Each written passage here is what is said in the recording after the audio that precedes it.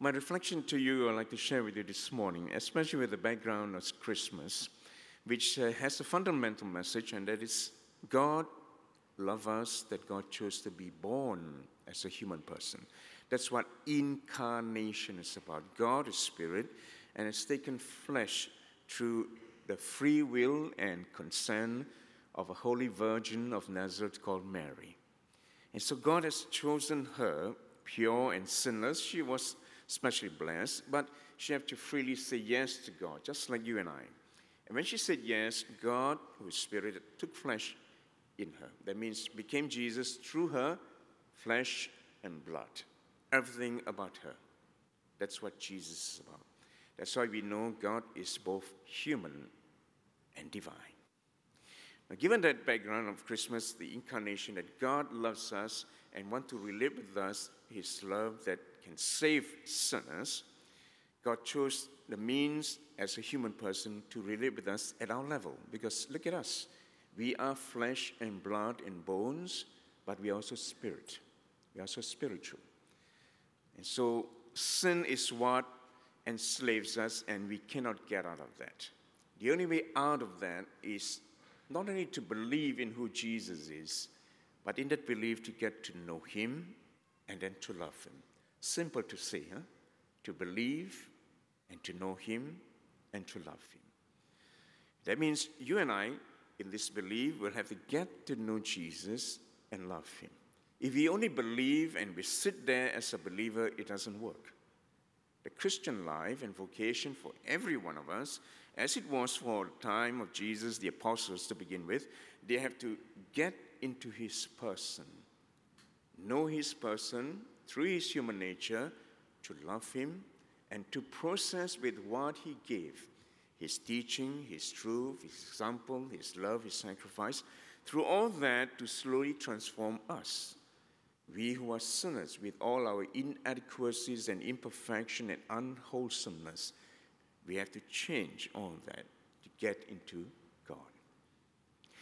There's one episode that I'd like to remind, perhaps just to talk a bit further with this background, to show how ugly we can be as sinners.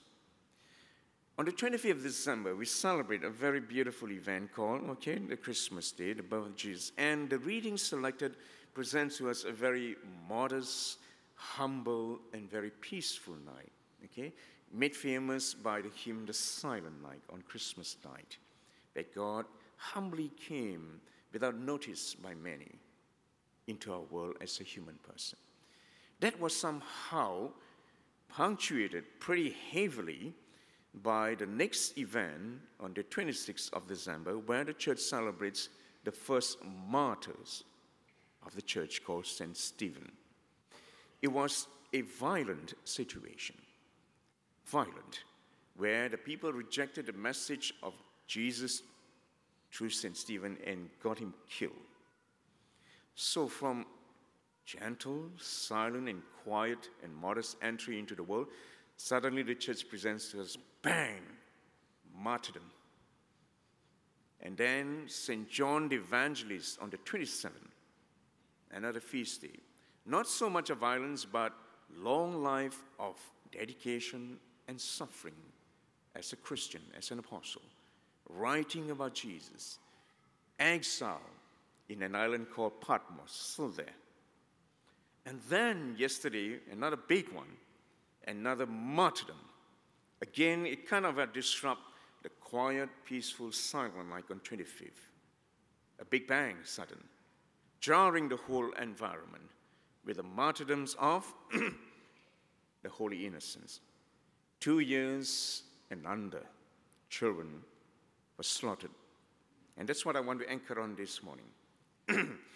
This happened all because of the sin that operates in one man who at that time enjoyed the power to rule in Israel or in Judea, in particular in Bethlehem, called King Herod. The reason because he did that was because he was threatened. He was threatened by this prophecy in which 3 visiting wise men or astrologers, people who studied astronomy and all that, came from the east went to Bethlehem, and King Herod and his gang got wind of it and asked what's all about. And they said he came to visit and to do homage and to worship this new king of the Jews. Herod was threatened by that. And thus then the action to slaughter all when he was outwitted by the wise men. Okay. And that's what I want to pick up and share with you and give some thoughts on this one.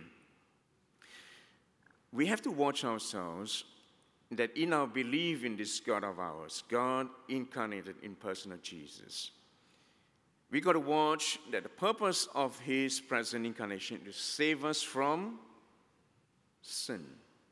Okay?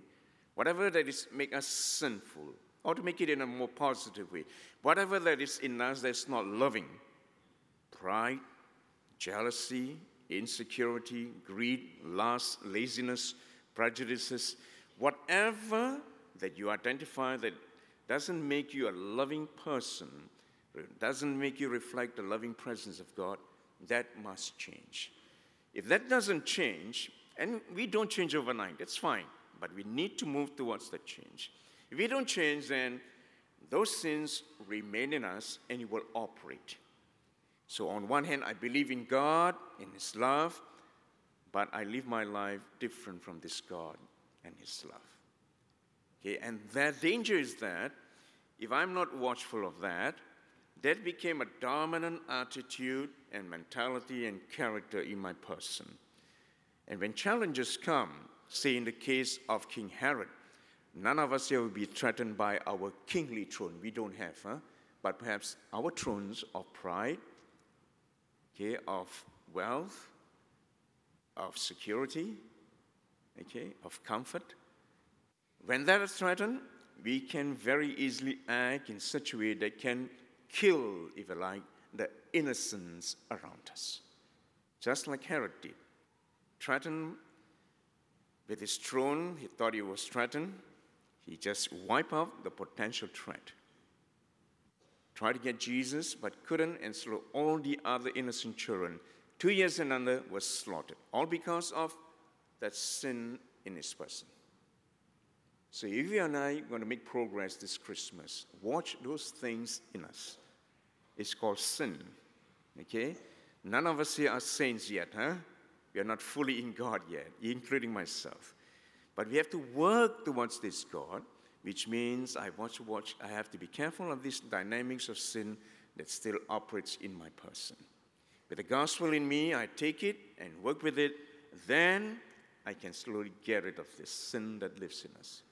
That's what incarnation is about. Christmas is about God coming among us, be with one of us, relate with us, and show us what it means to be a good human person. What it means to overcome sin. What it means to change from us who are sinners into saints, into God's holy and loving people. And then when the hour of our earthly existence is over, that is when this body, yours and mine, is finished, what remains will be the soul that is spiritual, full of grace, full of godliness, full of love. And that's what's going to make us in union with this loving God of ours, this holy God of ours. Is it worth investing in this? You and I should know. We can decide. Do I want to be a holy and loving and happy person for all time when I'm done with my body here? And it means I have to work with this God of love to relate with one another. We who are sinners, get out of that and put on the lovingness of God. Possible? What do you think? Possible? Not sure? Okay. Our faith tells us yes. Our experience tells us difficult. Fine. That's all right. God knows that one. But work with that, and God will eventually help us become better and better and better. With God, everything is possible. Don't forget. Okay, let's continue our prayers.